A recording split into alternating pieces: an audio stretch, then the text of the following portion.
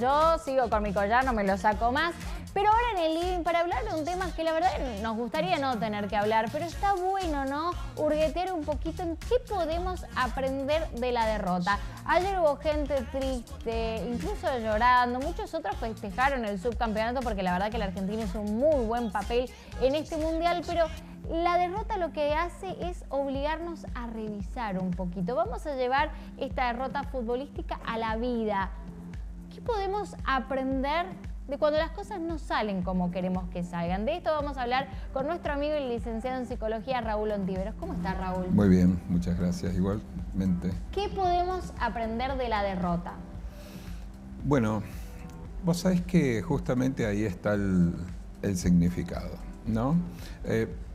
Mira, si hacemos un repaso de cómo se construye una conducta, cómo va madurando la persona, hay 4 instancias, ¿no? En primer lugar hay una situación. En este caso puede ser el fracaso. El fracaso es la situación, es decir, el objetivo no lo he cumplido. El fracaso es lo contrario al éxito, ¿está bien? No he cumplido el objetivo. A eso le sigue una emoción. La emoción que le corresponde al fracaso es la frustración. Por eso no es lo mismo fracaso que frustración. Bien. La situación es el fracaso. La frustración es lo que la emoción que cómo yo vivo el fracaso, ¿está bien? Luego viene el pensamiento y ahí está la cuestión. El pensamiento es como un filtro de cómo yo voy a hacer pasar esta emoción de la frustración por el fracaso, y ahí es donde se van a dividir aguas, en donde hay personas que se van a quedar sumergidas en el dolor y hay personas que van a aprender. Porque si hay algo, llevando nuevamente el campo de la selección, ¿no? Si hay algo que esta selección demostró es lo que le sirvió tantos años de fracaso. De ahí sacó las fuerzas para ganar un mundial, ¿no? Claro, el aprendizaje viene de ese ensayo-error. Entonces vos fíjate cuántos éxitos hay encerrados en muchos fracasos. ¿Y por qué hay gente que fracasa y fracasa y sigue igual? Porque hay un mecanismo que le llamamos de repetición en nosotros, y es que la siguiente oportunidad donde vamos a intentar algo, utilizamos exactamente el mismo mecanismo que me llevó a la derrota. Esa persona no pasó por esta tercera etapa del pensamiento. Esa persona, esa tercera etapa del pensamiento va a ser, a ver, ¿qué me llevó a fracasar? ¿Qué no intenté? ¿Qué errores cometí? La próxima, ¿qué haría de diferente? Y acá hay un importante tema de terapia. ¿Le sigo echando la culpa al clima, al gobierno, al sistema, a la sociedad, al dólar? ¿O qué de mí colaboró para que esto fallara? Y de ahí la cuarta es la conducta final, que tiene que ser diferente, obviamente, a la vez anterior a lo que yo intenté. Entonces vamos a tener el fracaso, la frustración, un reencuadro, un recalculando y un nuevo intento, con una nueva modalidad, por supuesto. Es decir, que la derrota puede ser buena siempre y cuando sepamos aprovecharla, y el paso, digamos, esencial es este del pensar en qué podemos mejorar. Claro, porque la realidad me acaba de dar una bofetada. Lo que hiciste, lo hiciste mal. Y esto no hay que edulcorarlo. Bueno, pero lo que hiciste salió mal. ¿Está bien? Y esa angustia, y yo asumir ese fracaso, asumir que lo he hecho mal, es lo que es la base de una frase que en psicología es una de las principales, que dice que la angustia es el motor del cambio. ¿Está bien? Una persona que cambia es porque asume la angustia de haber fracasado. Leía una frase, ¿no? Porque estaba leyendo mucho sobre este tema, me pareció interesante traerlo al programa, y leí una frase que me quedó resonando. Esto de que la derrota nos obliga a revisar, y muchas veces el triunfo adormece. Y pensaba, ¿no?, en nosotros como país, en nosotros como... ¿Cuántas veces nos hemos adormecido? Y hemos adormecido situaciones graves que estamos viviendo como país en una victoria que nos hace festejar, que nos hace un poquito también olvidarnos de todo lo malo que nos pasa. Exacto. Es decir, el hecho de que haya victoria, éxito, no lo exime a uno de realmente revisar, ¿no? A ver, aquellos partidos donde se gana 3-1, bueno, el equipo tiene que festejar, está muy bien, pero tengo que revisar por qué me hicieron ese gol. Claro. ¿Está bien? A ver, si vemos los partidos de Argentina, todos vinieron de la misma manera. Sí, bueno, sufridos. Centro derecha y Molina, bueno, a ver, las situaciones, Me ha costado sacarlo, porque debo decir que Raúl es psicólogo, pero creo que antes que psicólogo es futbolero. Muy. Entonces me ha costado como hablar solo de psicología hoy, no de fútbol. Estamos en eso. Estamos. Pero en definitiva, siempre revisar aunque me vaya bien. Bien. Aunque me vaya bien, siempre revisar, ¿no? ¿Por qué como sociedad? Porque no pasa solo acá, no pasa solo como individuo, pasa como sociedad, toleramos tan poco la derrota y enarbolamos tanto el triunfo o la victoria cuando también son cosas pasajeras, ¿no? Son muy pasajeras. De hecho, vamos a tener en nuestro historial muchos más fracasos que éxitos, ¿no? A ver, creo que el exagerar, el extremar ambas situaciones, digo, un fracaso que sea paralizante, que me lleve a no reintentarlo, a abandonar, es bastante negativo, y un exitismo que no me logre ver mis progresos, porque no todos los fracasos son iguales. Puedo haber fracasado a los 5 kilómetros o fracasé a los 15, pero fíjate que me voy superando. Eso también es bastante negativo. Y sobre todo la ebriedad, la borrachera del éxito, ¿no? De lo fácil que es subirnos a una arrogancia y creer que no necesitamos revisar cosas. Porque además muchas veces el éxito o la derrota tapan todo lo que hay detrás. A ver, volviendo a todo esto del Mundial, creo que el técnico argentino, Scaloni, hablaba mucho de esto. Yo creo que ese hombre se debe analizar un montón, porque los mensajes que daba siempre eran, la verdad, que en el ángulo. Habló mucho de esto.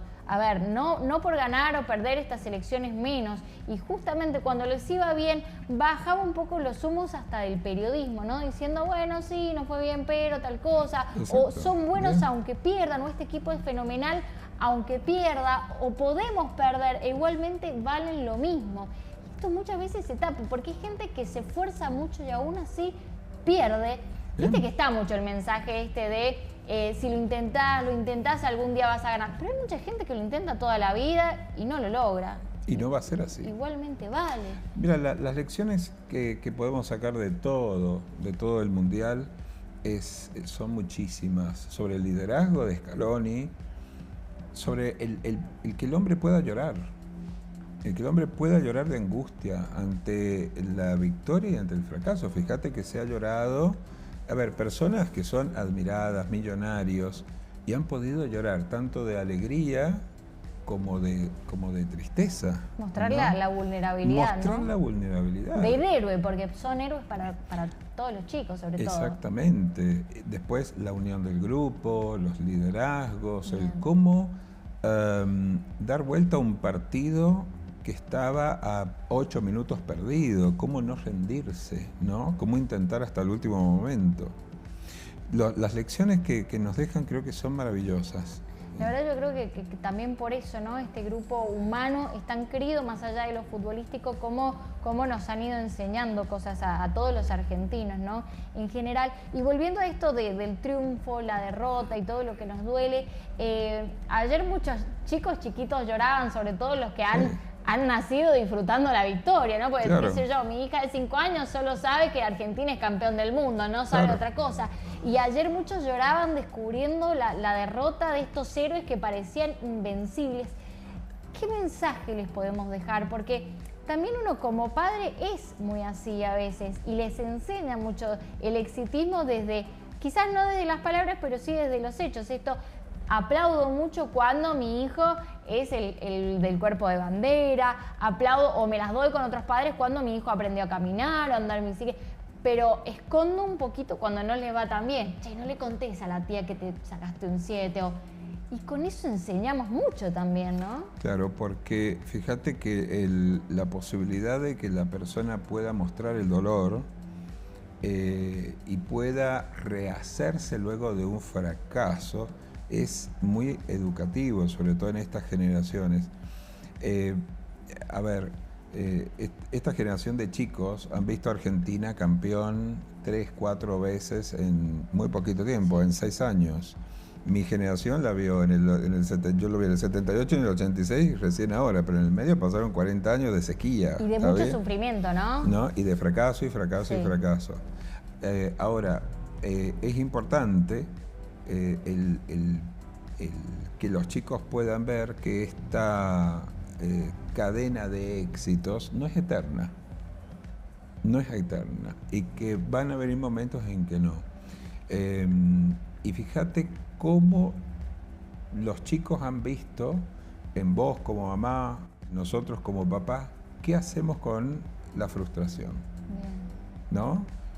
Nos agarramos a insultos, nos agarramos a pelear, sencillamente podemos haber expresado el dolor llorando, sin insultar a nadie, sin echar culpas, expresar el dolor y decir, bueno, ya vendrá una nueva oportunidad y lo haremos mejor, ¿no?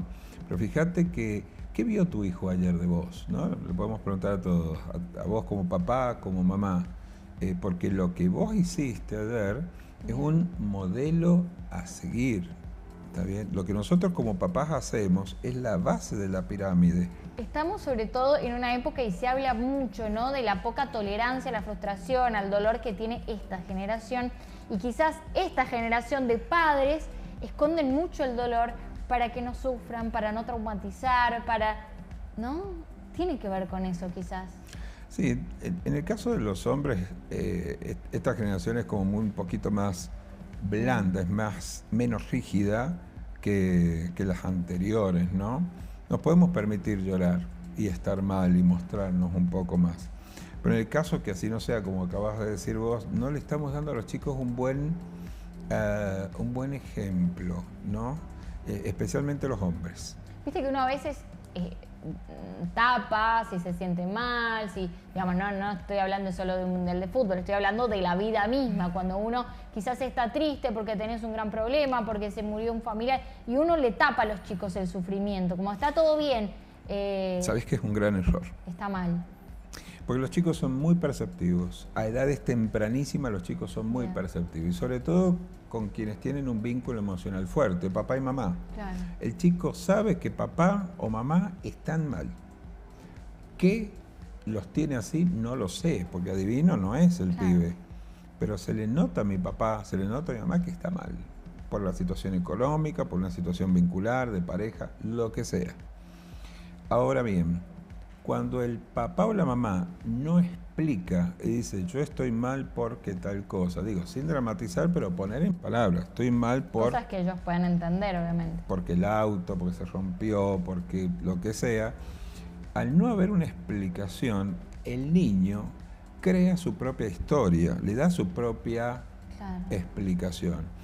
Y muchas veces es muy trágica. Acordate que es la edad de los pensamientos apocalípticos, del miedo a la muerte, y la película que se hace en es terrorífica. Quizás hasta echarse la culpa de capaz que soy algo yo. Que hicieron ellos. Claro, entonces es muy bueno aprender a poner en palabras, aprender a hablar, ¿no?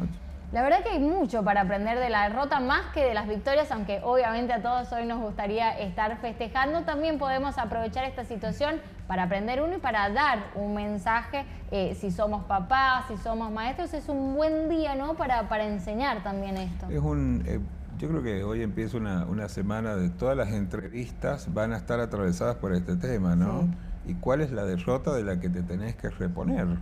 ¿No? ¿Cuál es el objetivo que no alcanzaste y qué es lo que tenés que pensar de vos? No dejo de acordarme esa frase de Lacan que dice, nunca es el otro, ¿no? Porque cuando arrancamos poniendo la culpa en el sistema, en el otro, en el clima o en la política o en la economía, ya arrancamos mal. Pasó mucho en este mundial que le echaban la culpa de los triunfos argentinos a los arbitrajes, supuestamente. Y bueno, ahí lo tenés. Bien. No eran los árbitros, bueno, tenemos siempre que llevar a mi plano. ¿Qué hay de mí en esto? Ojo, quizás el otro cometió 1000 errores, pero yo tengo que ver de qué di pie yo, en qué cometí un error yo. Esa revisión personal tiene que estar siempre. Me gustó mucho, la verdad, esta charla y es como, obviamente, hoy todos están hablando de lo que pasó, están hablando del Mundial, de la selección, de los jugadores, si vienen, si hay feriado, pero me parece como una lista bastante interesante que siempre nos ayuda a crecer. Desviando la conversación para otra cosa, Raúl, hoy es el Día del Amigo, ¿sos un tipo amiguero? Amiguero. ¿Sí? Sí. Mi gran grupo de amigos son mis compañeros de la secundaria. Sí. Imagínate, hace 800 años que somos hermanos en ese sentido. Y siempre digo que el gran tesoro es la amistad, ¿no? Porque son la familia que elegimos. Bueno, ¿no? hoy justamente estamos hablando, hemos estado hablando con Ale, tenemos una consigna, ya vamos a leer los últimos mensajitos del día porque tenemos premio. Sobre anécdotas, las mejores anécdotas con los amigos, y casi toda la gente comenta anécdotas de esa época de la vida, la juventud, o sea, de la escuela, la secundaria. Y vos sabés que nos juntamos siempre 2, 3 veces al mes, pero por lo menos una vez al mes, y contamos las mismas anécdotas de la secundaria. ¿Sabés qué me pasa con mis amigas? Es como nos juntamos y es como a recordar las anécdotas. Y nos reímos igual. Sí. Y somos una manga de viejos que, a ver, que nos vemos anécdotas. Sí.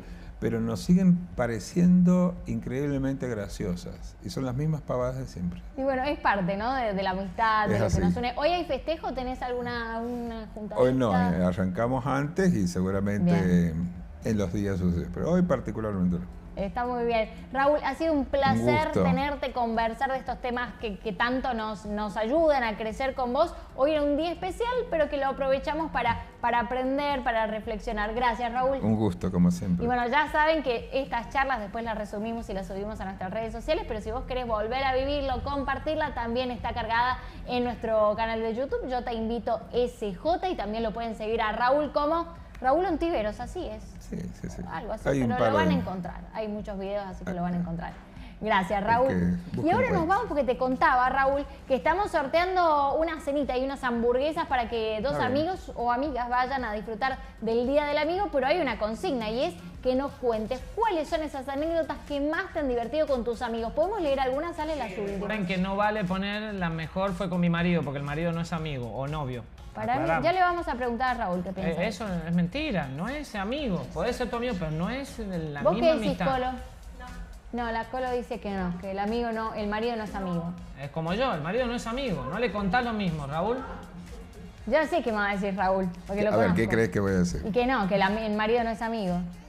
No, yo no estoy diciendo que no es amigo, yo estoy diciendo que no es la misma amistad. No, es que la discusión es amigo, o sea, festejás el Día del Amigo con el marido, ¿es amigo o no es amigo? Vos dijiste que no es amigo. ¿Vos a ese marido o a esa esposa le contás que te gusta la vecina? Es lo que estoy diciendo yo. Y pero es que no te tiene que gustar la vecina. No, ¿Cómo pero que una cosa no? es gustar, pero te puede parecer linda. ¿Cómo que no? No. Una cosa es el amor y otra cosa es el atractivo. Claro. Podés decir que mirá qué linda que es mi vecina.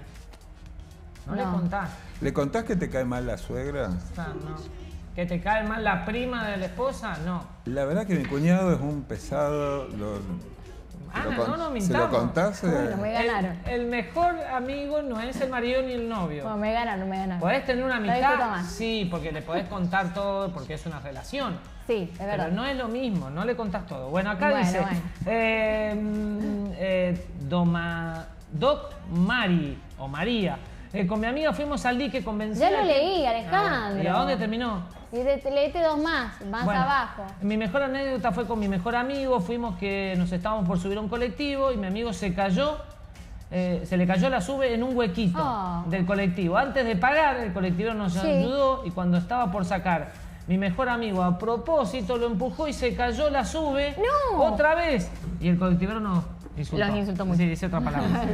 Y nos sacó la sube y se fue. Después nos mirábamos los dos y no sabíamos si llorar o reír. Está bien. Alejandro, quedan muchísimas anécdotas divertidísimas, pero son las y 30, es decir, nos vamos. Bueno. Douglas nos deja de grabar en este momento, así que vamos a elegir al ganador. Espera, entonces termino de cargar todo. ¿Sabés qué lo va a elegir Raúl? Bueno. Porque hoy me ganó el debate. Así que Raúl, nosotros vamos a hacer scroll y vos decís basta. Espera un minuto que estoy terminando de cargar. Y ese va a ser el ganador de esta... ¿Cómo? ¿Yo digo? A ver, ¿está? Estoy moviendo ahora, ¿sí? Sí. Ahora. Listo. Valeria2493 dice que su mejor anécdota es que fueron con una amiga y sus hermanas a bailar y el papá de ellas los llevó y la fue a buscar. La que estaba borracha. La que se emborrachó, le vino a buscar el padre de la amiga y le vomitó el auto. Claro, básicamente. Hermosa anécdota, así que se ganaron. Porque después ese auto hay que lavarlo, así que yo le daría el premio al papá de la amiga. No, no sea mal. Se lo merece. No, es Valeria la que gana. Valeria 2493. Ganadora del día, hemos llegado al final de este programa. Disfruten, festejen con los amigos sanamente porque mañana es martes y nosotros nos reencontraremos mañana. Mañana martes tenemos un programa. Como ya sabes, yo te invito. Y yo también. Chau, chau.